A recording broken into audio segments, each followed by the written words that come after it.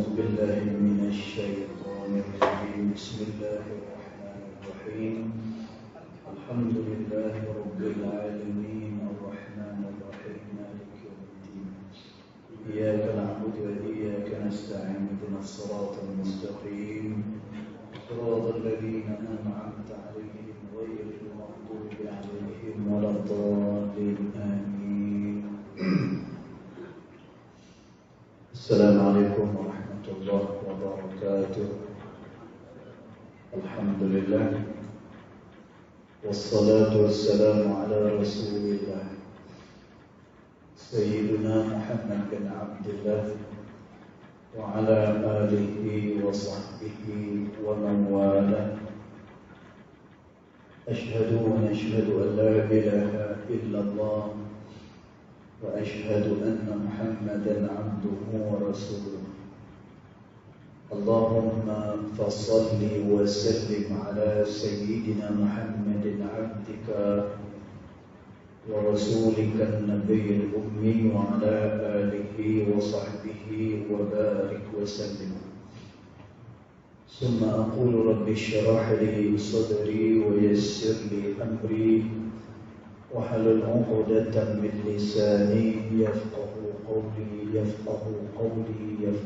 قولي أما بعد. قال الله سبحانه وتعالى في تنزيله لقد كان لكم في رسول الله أسوة حسنة صدق الله العظيم. ربي أدخلني مدخل صدق وأخرجني مخرج صدق واجعل لي من لدنك سلطانا نصيرا. إلهي أنت مقصودي ورضاك مطلوبي فأعطني محبتك ومغفرتك يا أرحم الراحمين. Alhamdulillah, pertama-tamanya kita merafakkan kesyukuran kehadiran Allah Subhanahu wa Ta'ala, yang mana dengan limpah kurnianya, dengan rahmatnya, alhamdulillah kita masih lagi diberikan kesempatan, ruang dan juga peluang oleh Allah untuk sekali lagi kita dapat bersama-sama di dalam rumah Allah Subhanahu wa Ta'ala ini. Mudah-mudahan salat kita, zikir kita dan juga doa kita ianya akan diterima pada sisi Allah Subhanahu wa Ta'ala. Allahumma amin. Dan alhamdulillah kita dapat bersama-sama dalam majlis ilmu sebagaimana yang disebut di dalam matan subat yang dikarang oleh Al-Imam Ibn Arsalan rahimahullah ta'ala. Dia kata, takhruj bi nuril ilmi min zulumati, maka engkau akan keluar, dia kata, daripada segala kegelapan kerana dengan cahaya daripada ilmu. Tuan-tuan, bila mana kita ada ilmu, ilmu ni maknanya, tuan-tuan, ma'rifatu syai' haqiqatahu, mengetahui akan duduk perkara, dia mengetahui akan hakikat sesuatu perkara. Tuan-tuan, itu dimaksudkan sebagai ilmu. Tuan-tuan, maka kerana itu kita bersyukur dengan Allah kerana kita dapat duduk dalam majlis ilmu. Mudah-mudahan bila bertambahnya ilmu kita, maka kita akan melakukan sesuatu perkara sesuai sebagaimana yang diperintah oleh Allah Subhanahu wa Ta'ala. Dan masalah pada hari ini kita ni, tuan-tuan, masalah kita adalah ketandusan ilmu yang menyebabkan kadang-kadang kita tak boleh nak hormati orang. Kadang-kadang kita tak menjaga adabnya. Kerana apa? Kerana ketandusan ilmu itu sendiri. Dan sekarang ni pula kita dalam tempoh diuji oleh Allah Subhanahu Wa Taala dengan penyakit COVID-19. Dan tuan-tuan boleh dengar ada macam-macam pandangan orang berkenaan dengan penyakit COVID-19 ni. Dan tuan, Allah Ta'ala dia beritahu, fa in tanaza'tum fi syai', bila mana kamu berselisih dalam sesuatu perkara, maka hendaklah kamu kembalikan kepada kitabullah, yakni Al-Quran, kemudian kepada hadis Nabi sallallahu alaihi wasallam. Jadi tuan-tuan, kita hari ini ada macam-macam pandangan pada hari ini. Kan? Pandangan tu macam-macam, ada pro kontra dan sebagainya.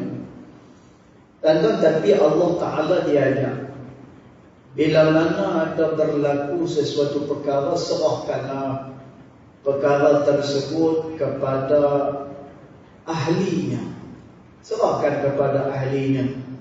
Dan itu pun ada perbahasan lagi. Panjang dia punya perbahasan dia.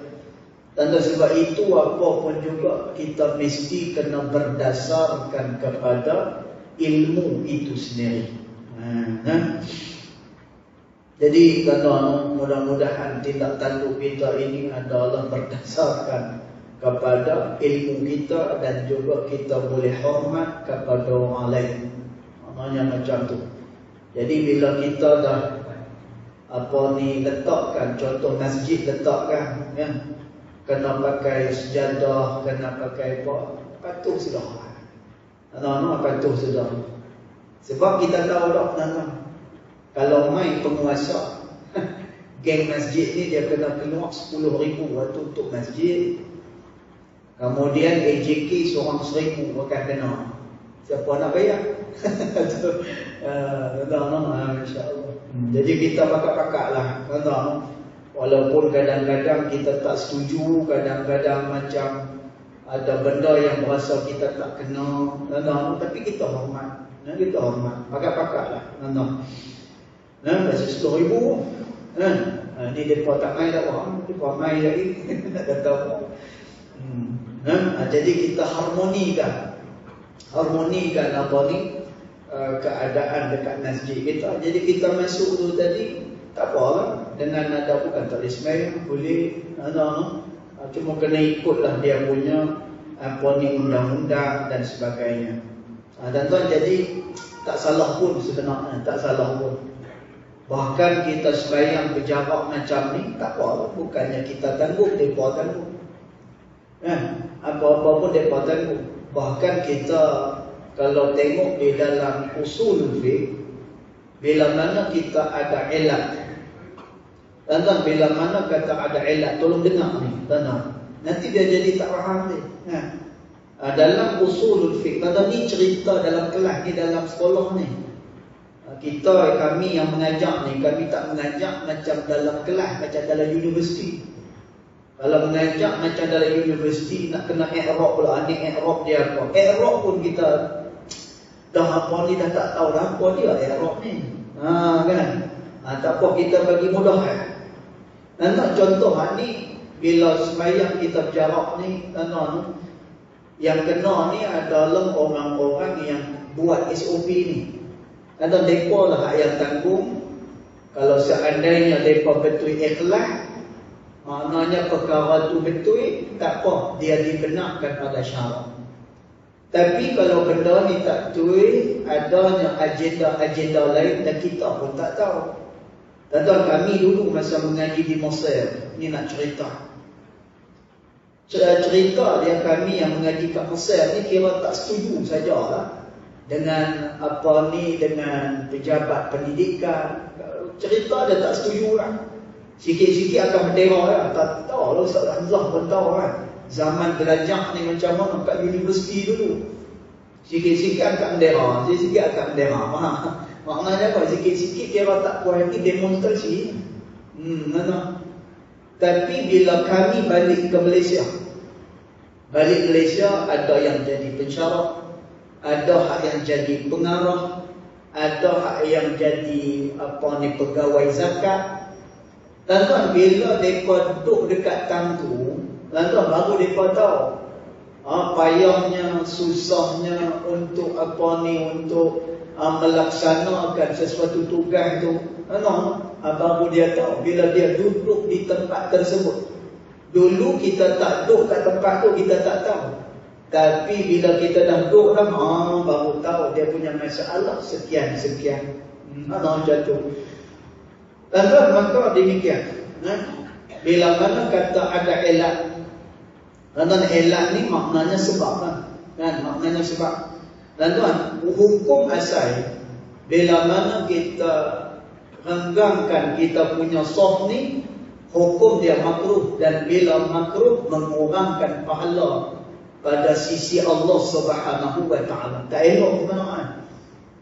Tetapi ulama usulul fiqh menyatakan, bila mana ada elat, bila mana ada sebab dia. Dan tuan, sebab ni semuanya hak tu lah, yang duduk dekat pejabat apa semua sekali. Dan tuan, kita pula ada hak tu lah, tak ada hak lain lah. Bukan semua tok wali kan. Tu nak cerita yang ada hak tu. Dan tuan, kalau kita baca di dalam fiqh nikah, dalam kitab Al-Miftah misalnya, dan tuan, kata ulama, orang yang nak menjadi saksi kepada yang akad nikah ni, tak boleh orang yang fasik kepada Allah. Tak boleh orang fasik. Kalau seandainya orang fasik yang menjadi saksi, menyebabkan pernikahan itu tidak sah sama sekali. Kata dia buat main-main. Maknanya kalau nak cari saksi yang adil betul, siapa agak-agak?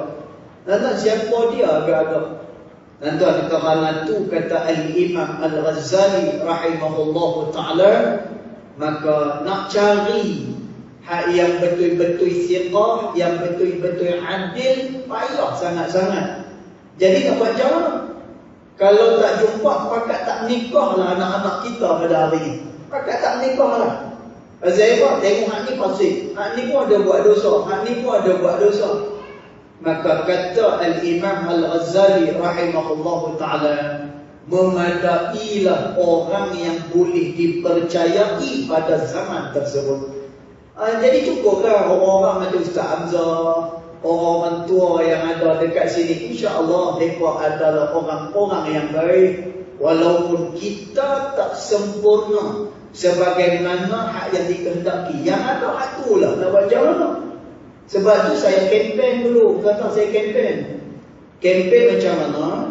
Anak-anak kita katalah ada 9 orang. Jangan 9 hafal Quran.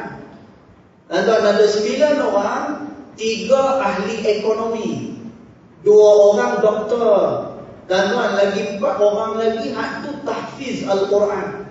Kemudian bila belajar, pesan kat mereka belajar betul-betul, sehinggalah ilmu yang dia timba tu menjadikan dia takut dengan Allah Subhanahu wa ta'ala. Dan tuan, hari ini kita nak buat macam mana? Ekonomi dipegang oleh puak Yahudi. Dan tuan, kita nak buat macam mana hari ini? Perubatan dipegang oleh orang-orang yang tak semestinya. Dan tuan, ini di antara kesilapan orang Islam, yang mana kita tengok Islam ni tak lebih pada masjid, meratib, orang mati, buat tahlil. Itu saja. Padahal tuan-tuan, Islam dia merupakan kehidupan manusia. Ekonomi kena tadbir dengan Islam, perubatan kena tadbir dengan Islam. Semua perkara itu ditadbir dengan hukum hakam Allah Subhanahu wa ta'ala. Tuan-tuan, maka dia akan mendapatkan kesejahteraan daripada sisi Allah Subhanahu wa ta'ala. Dan tuan, jadi kita orang yang mengaji ni, kita orang yang mengaji ni, kita jangan lupa hingat ke apa. Maknanya kita hormat kepada orang, wujudkan suasana yang harmonis, faham kepada orang, maka mudah-mudahan kita dirahmati oleh Allah Subhanahu wa ta'ala. Allahumma amin. Baik. Kemudian hadis yang ke-14 yang kita nak baca pada malam hari ini. Bismillahirrahmanirrahim. Qala muallif rahimahullahu ta'ala wa nafa'na bi'ulumihi fid daraini amin. An Ibni Mas'ud radhiyallahu anhu qala, daripada Ibni Mas'ud radhiyallahu anhu dia telah berkata, qala Rasulullah sallallahu alaihi wasallam, maka Rasulullah sallallahu alaihi wasallam dia telah berkata, la yahillu damu mri'in muslimin illa bi ihda thalas, maka tidak halallah darah seseorang muslim kecuali dengan salah satu daripada tiga perkara ini. Tuan-tuan, maknanya apa? Darah orang Islam kita tak boleh tumpahkan, maknanya tak boleh saja-saja kita nak pergi bunuh dia, saja-saja kita nak pergi hukumkan dia bahawa dia adalah orang yang halal darah dia. Tuan-tuan, benda ni kat Malaysia mungkin tak berapa berlaku sangat. Tuan-tuan, Masya Allah, dalam soal ini kita dekat Malaysia memang cukup jaga perkara ni. Pasal apa kita tak mau jadi pertumpahan darah?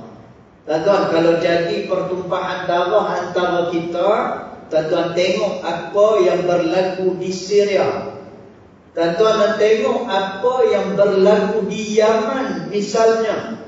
Tuan-tuan, dulu kat Syria ada seorang ulama, tuan-tuan, dia ni ahli sunnah wal jamaah. Kemudian dia satu orang yang sangat faqih, mendalam ilmu dia. Tuan-tuan, dia naik atas mimbar hari Jumaat.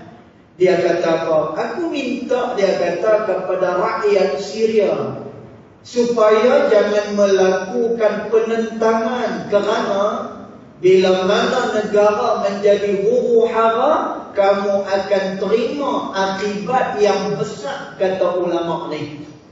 Tuan-tuan, tapi dia dikata oleh orang, inilah dia ulama penjilat, inilah ulama yang tak berani. Bukan tak berani, tuan-tuan, orang yang berilmu, dia bukannya berani, dia buat sesuatu melalui pertimbangan ilmu.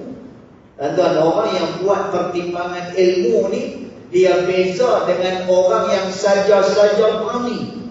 Contoh, tuan-tuan, orang perang pakai M16, dia pakai parang yang nak buat taket apa ni, pokoknya. Tuan-tuan, tak ada strategi apa, tak ada apa-apa. Tuan-tuan, kita bukan berani macam tu saja, tetapi kita adalah orang yang buat sesuatu adalah melalui pertimbangan ilmu. Tuan-tuan, tengok Syria pada hari ini apa yang berlaku. Mereka tu pun mai ramai-ramai masuk kat negara kita. Kemudian mereka buat apa? Jual madu. Jual madu. Hak ni madu ni bagus. Hak ni jual apa tu? Jual minyak wangi. Hak ni bagus. Atau kita tengok berapa ramai pelarian daripada Syria. Bila mana mereka naik tongkang, kemudian mati di tengah-tengah pelayaran, mati di tengah-tengah lautan. Tuan-tuan, pasal apa perkara itu berlaku? Kerana perkara ini mereka mudah sangat menghalalkan darah orang lain. Tuan-tuan, Yaman pun semacamlah. Bila mana mereka ni ada pahaman, mudah-mudah menghalalkan darah seseorang Muslim, sehingga berlakunya pertumpahan darah sesama Muslim. Tuan-tuan, tengok apa yang berlaku dekat Yaman. Padahal Nabi SAW katalah, la yahillu damu mri'in muslimin, tidak halal darah seseorang Muslim illa bi ihda thalas, melainkan salah satu daripada tiga perkara ini saja. Tuan-tuan, zaman Nabi SAW ada orang yang minum arak. Tuan-tuan, arak ni kira dosa besar lah. Dosa besar lah arak ni. Kenapa? Kerana kata Nabi SAW, al-khamru ummul khaba'is. Ara adalah ibu bagi segala kejahatan. Entah bahasa apa? Orang yang minum arak ni, akal dia akan tak ada. Akal dia akan jadi rosak. Dia tidak ada pertimbangan. Dan maka kata Nabi SAW, minum arak ni, dia adalah ummul khaba'is. Dan zaman Nabi SAW, ada satu orang dia minum arak. Dan bila dia minum arak, sahabat pun pergi tangkap dia, bawa di hadapan Nabi SAW. Dan bila bawa di hadapan Nabi, Nabi kata dia akan dihukum dengan hukum sebat, kata Nabi. Dan bila mana nak dihukum sebat dia, maka ada di antara para sahabat radhiyallahu anhum ajma'in. Dan mereka ni duk berkata-kata, mereka duk cakap tentang orang yang minum arak ni. Mereka kata, apalah dia ni? Nabi tegur dah, tak mau nak ikut. Apa dia ni? Nerakalah tempat dia. Dan apa kata Nabi SAW? La taqul hakaza. Jangan kamu kata kepada dia macam tu, kata Nabi SAW. Walaupun dia seorang yang meminum arak, tetapi hatinya masih lagi beriman kepada Allah, hatinya masih lagi ada kasih kepada aku, kata Nabi SAW. Tuan, Nabi tak bagi kata kepada orang ni. Tuan tengok, dalam masalah yang macam tu pun Nabi tak bagi kata kepada orang ni. Apatah lagi benda besar yang macam ni, nak menumpahkan darah seseorang Muslim. Sebab itu, tuan, ada seorang faqih, seorang ulama besar dalam mazhab Syafi'i, nama dia Al-Imam Ibnu Daqiq Al-Eid. Tuan, ni salah seorang ulama besar di dalam mazhab Syafi'i. Tuan tengok, orang berilmu ni, dia punya tindak tanduk dia berbeza dengan orang yang mendahulukan hawa nafsu dia. Dan satu hari Al-Imam Ibnu Daqiq Al-Eid ni, dia ada masalah dengan satu orang. Dan dia ada masalah dengan satu orang pada zaman tu. Dia, kita panggil tak sebulu, dia tidak sehaluan. Dan jadi mereka ni bergaduh. Bukan bergaduh lah, maknanya tak mesra. Imam Ibnu Daqiq Al-Eid dengan seorang ni dia tak sehaluan. Dan satu hari kebetulan musuh kepada Imam Ibnu Daqiq Al-Eid ini dihukumkan mati oleh khalifah. Dan khalifah pun minta tanda tangan daripada setiap orang ulama. Dan kata khalifah, kalaulah semua ulama dah tanda tangan dah, maka orang ni aku akan jatuhkan dia hukuman bunuh. Dan maka seorang ulama tanda tangan, seorang ulama tanda tangan, sampai kepada Al-Imam Ibnu Daqiq Al-Eid. Maka pegawai istana ni dia kata, wahai Imam Ibnu Daqiq, hari ini kami yakin engkau akan bergembira pada hari ini. Dia kata macam tu. Dan Ibnu Daqiq tanya, kenapa gembira pula? Kerana kata orang ni, musuh kamu ni hari ini akan dijatuhkan hukuman mati kalaulah engkau tanda tangan. Khalifah, raja confirm akan jatuhkan hukuman mati kepada dia. Dan Imam Ibnu Daqiq dia baca dulu surat yang sampai pada dia. Dan kita tak baca lagi lah kalau nak beli Astro kan. Kalau nak masuk Astro bukan kita baca. Tiba-tiba bila Astro dia check kat kita, dia charge kat kita ni, charge apa dia pula. Dan kena charge lah. Pasal apa? Masa tanda tangan tak baca. Nak baca macam nak tulis pula dalam bahasa Inggeris. Memang tak boleh kan. Dia bertanda tangan semua sekali. Tandaan Al-Imam Ibnu Daqiq Al-Eid rahimahullah ta'ala, dia tak temui tanda tangan, dia baca dulu. Dan dia baca-baca, rupa-rupanya musuh dia nak dihukum bunuh oleh raja. Tuan-tuan, Imam Ibn Daqiq Al-Eid tak tanda tangan pun memorandum itu. Kenapa? Kerana kata Imam Ibn Daqiq Al-Eid rahimahullahu ta'ala, haram hukumnya menumpahkan darah orang yang masih lagi beriman kepada Allah Subhanahu wa ta'ala.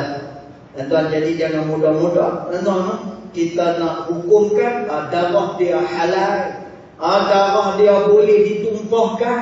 Tuan-tuan, ni berlaku di negara-negara luar yang kita tengok pada hari ini berlakunya huru hara dekat negara mereka. Pasal apa? Kerana perkara yang disebut oleh baginda Nabi Muhammad sallallahu alaihi wasallam ini. Baik. Jadi kata Nabi sallallahu alaihi wasallam, tidak halal darah seseorang Muslim itu melainkan dengan salah satu daripada 3 perkara ni. Tuan-tuan, apa dia? As-sayyibuz zani, itu yang pertama sekali. Orang yang dah menikah kemudian dia berzina dengan orang lain. Masya Allah, tabarakallah. Tuan-tuan, ni golongan yang pertama. Dia dah menikah kemudian dia pergi berzina pula kepada orang lain. Tuan-tuan, orang yang macam ni dalam hukum Islam, dia hendaklah direjam dia sampailah dia mati. Tuan-tuan, kita tengok punyalah Islam ni kejam no. Islam ni keras ni. Apa kita baca dulu. Tuan, yang pertama as-sayyibuz zani, orang yang dah menikah tetapi dia pergi berzina dengan orang lain. Tuan, hukum dia apa? Dia kena rejam sampai mati orang ni. Itu pertama. Yang kedua, wan nafsu bin nafsi, diri dengan diri. Tuan, maknanya dia bunuh orang lain. Tuan, maka hukumnya juga adalah balas bunuh kepada orang tersebut. Tuan, kecuali apabila dia dimaafkan oleh waris keluarga tersebut. Tuan, kalau dimaafkan tak apa, dia terlepas daripada hukuman tersebut. Tuan, tapi kalau tak terlepas, maka hukuman akan dijatuhkan kepada orang tersebut. Pasal apa? Dia pergi bunuh orang lain, maka hukumnya juga adalah balas bunuh. Yang ketiga, wattariku lidinihi al-mufariqu lil jamaah. Yang ketiga, ketika mana dia meninggalkan agama dia dan dia berpisah daripada Islam itu sendiri.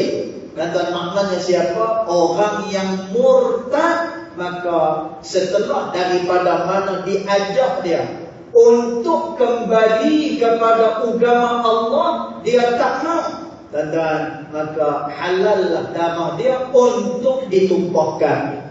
Dan kalau kita tengok ketiga-tiga hukuman ni, dan Masya Allah, hukumannya berat sangat daripada Allah Subhanahu wa ta'ala. Dan pertama sekali yang perlu kita tahu, Allah Subhanahu wa ta'ala tidak pernah pun sama sekali menzalimi akan hamba-hamba dia.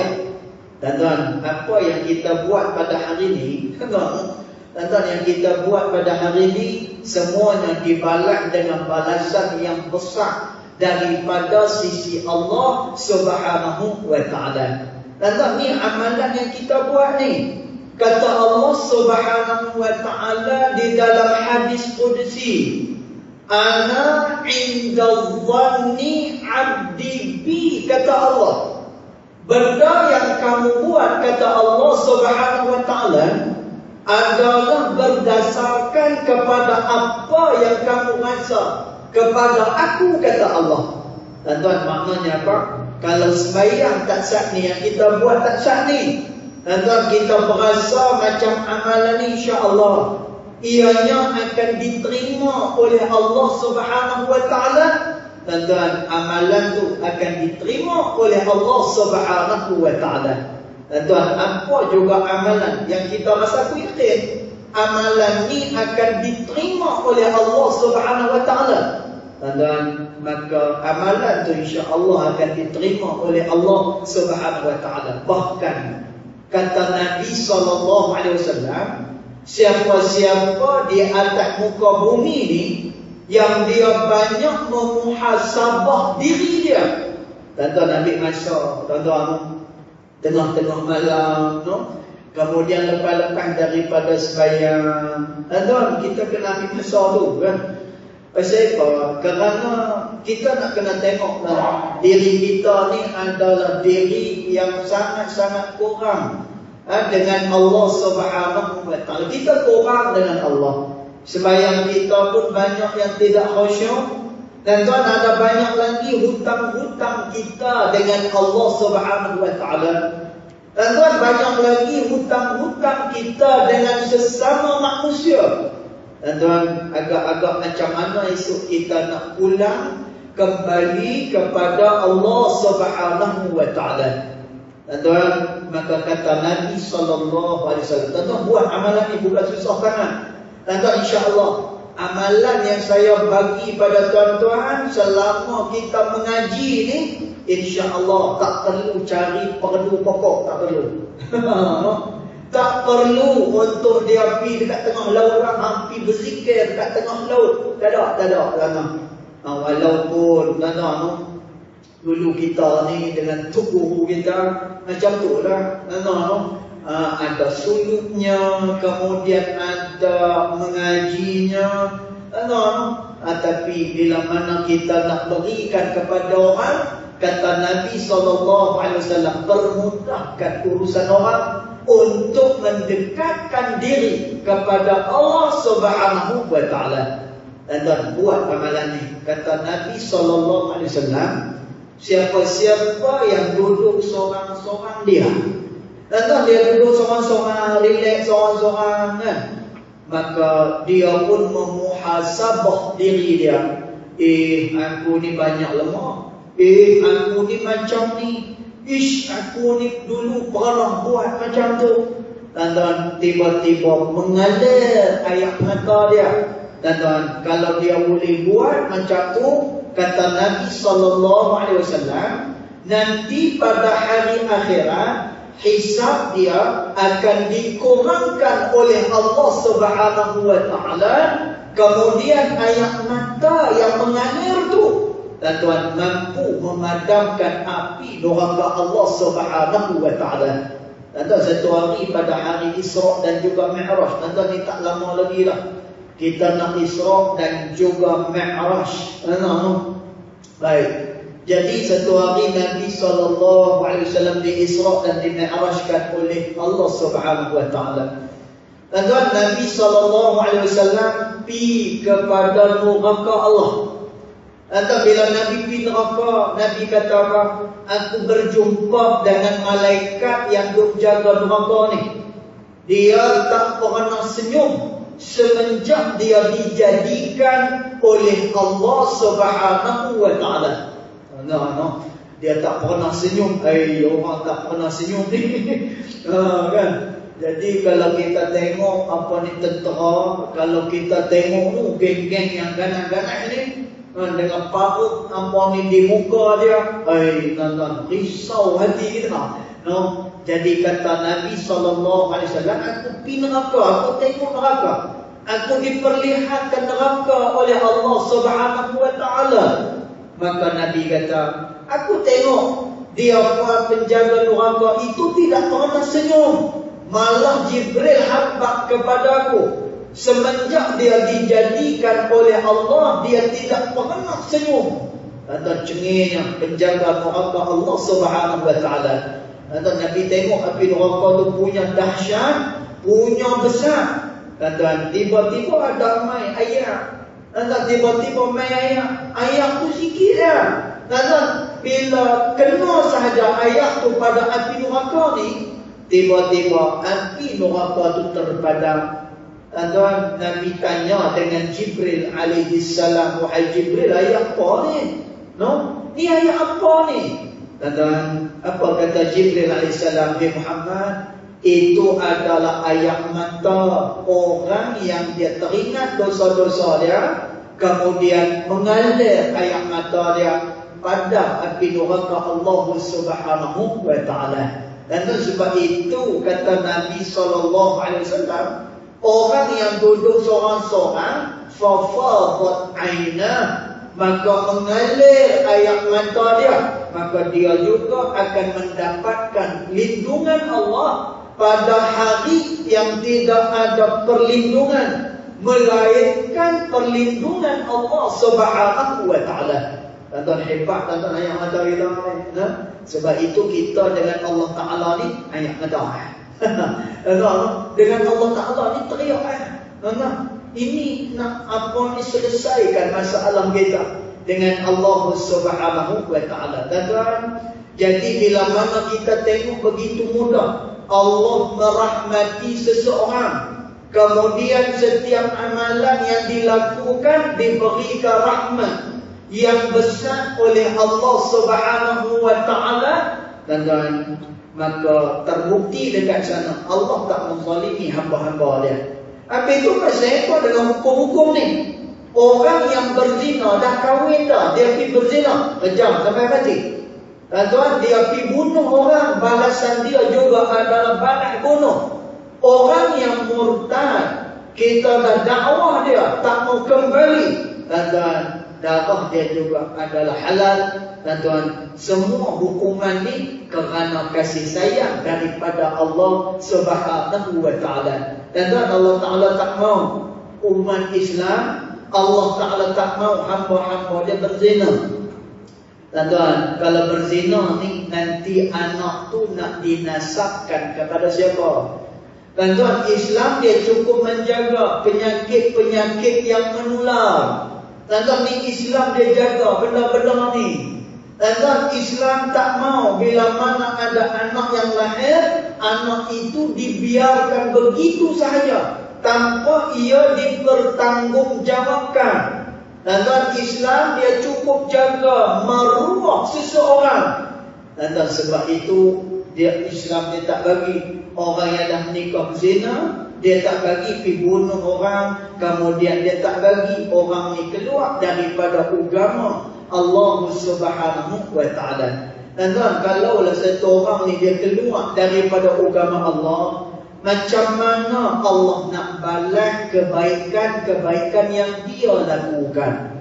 Dan tuan, orang yang tak ada iman, orang yang tak meyakini Allah Subhanahu wa taala itu sebagai Tuhan dia, dan tuan, kebaikan yang dia buat tidak akan dikira oleh Allah Subhanahu wa taala. Dan tuan, sebab itu Islam ni dia cukup jaga siapa yang keluar daripada agama ni, maka darah dia halal untuk ditumpahkan. Jadi bila macam tu, orang pun berasa takut nak keluar daripada agama Allah ini, akhirnya dia akan mengharapkan rahmat daripada sisi Allah Subhanahu wa taala. Dan tuan, tapi orang-orang yang memusuhi agama Allah Subhanahu wa taala, dia kata apa? Zalim sungguh Islam ni. Tuan, dia kata apa? Zalim sungguh, kena kejam sampai mati. Dan tuan, adakah mereka tak tengok macam mana apa ni di tempat mereka, ketika mana bebas melakukan persetubuhan dengan penyakit menular, kemudian dengan anak yang tak tahu nak ditanggungjawabkan kepada siapa, kemudian berlakunya perzinaan di sana sini, keruntuhan moral dan sebagainya. Dan maka mereka tengok kepada apa kejamnya Islam ni.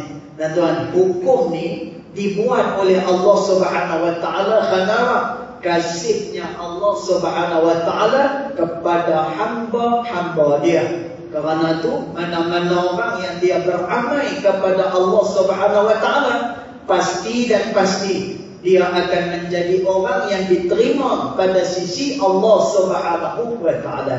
Dan tuan, kita doalah dengan Allah Subhanahu wa taala, mudah-mudahan kita dielakkan daripada 3 perkara yang besar ni. Berkahwin, setelah itu berzina, membunuh diri-diri orang tanpa hak, kemudian meninggalkan agama Allah Subhanahu wa taala. Mudah-mudahan juga kekurangan yang ada pada kita disempurnakan oleh Allah Subhanahu wa taala. Karena itu kata Imam Ghazali rahimahullahu taala, hendaklah berhimpun dalam diri kamu dua sifat ni, takut dan juga harap dengan Allah Subhanahu wa taala. Dan bila kita harap, insya-Allah pengharapan kita tidak akan disia-siakan oleh Allah Subhanahu wa taala. Jadi cukup dulu setakat itu. Insya-Allah nanti kita akan sambung pula pada hadis yang ke-15 insya-Allah taala ada. Yang baik datang daripada Allah Subhanahu wa taala, yang tidak baik datang daripada kejahilan dari saya sendiri, walaupun hakikat kedua-duanya datang daripada Allah Subhanahu wa taala. Bismillahirrahmanirrahim. Alhamdulillahirabbil alamin. Wassalatu wassalamu ala asyrafil anbiya wal mursalin wa ala alihi wa sahbihi ajma'in. Allahumma ighfir lana ma akhta'na wa ma ta'ammudna wa ma asrafna wa ma a'lanna wa ma anta a'lamu bihi minna, antal muqaddim wa antal muakhir, la ilaha illa anta subhanaka inna kunna minadh dhalimin. Wa sallallahu ala sayyidina Muhammad wa ala alihi wa sahbihi wa baraka wa sallam. Walhamdulillahi rabbil alamin. Wallahu a'lam.